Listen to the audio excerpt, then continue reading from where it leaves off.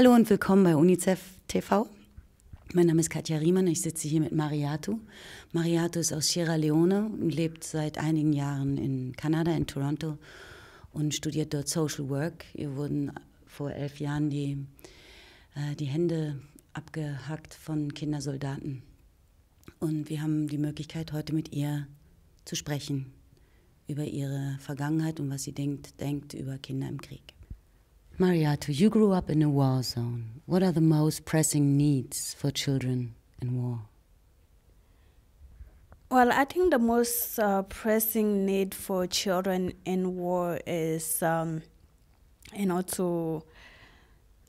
be able to have people who can, or organizations who can provide them with health care, and clean drinking water, because that will also lead to some diseases. And I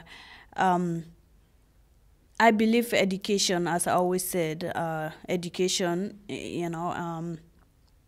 is very important, and also their family, because in Africa, especially in Africa, children, they need their family, and some they will be living with their family for until they whatever age, until they get married, and then even if they get married, they're still living with their family. So family in Africa, in my country, is very important, and it's because if something happen or war happen, let's say for example in Haiti right now, what is happening there, and people are going there try to adopt the children.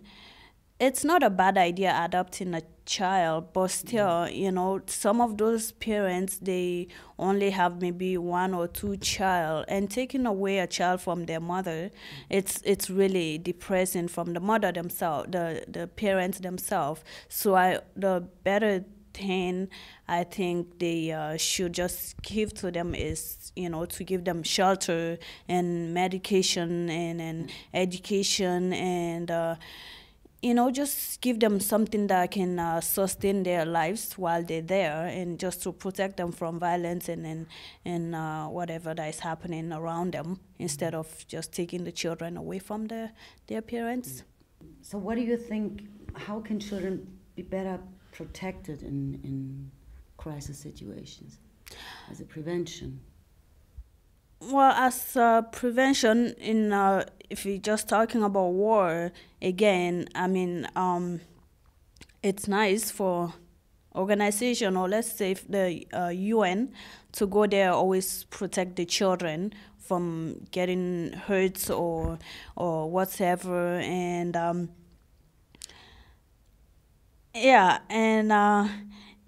provide shelter for them, as I said earlier, not just to go there and then take away the children.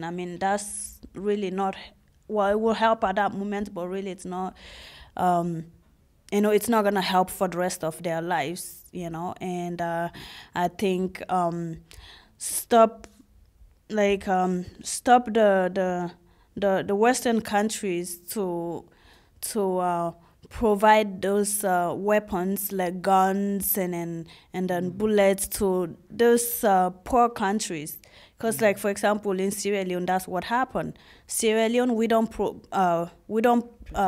produce weapons like guns or bullets or whatever. So they get them from the overseas countries.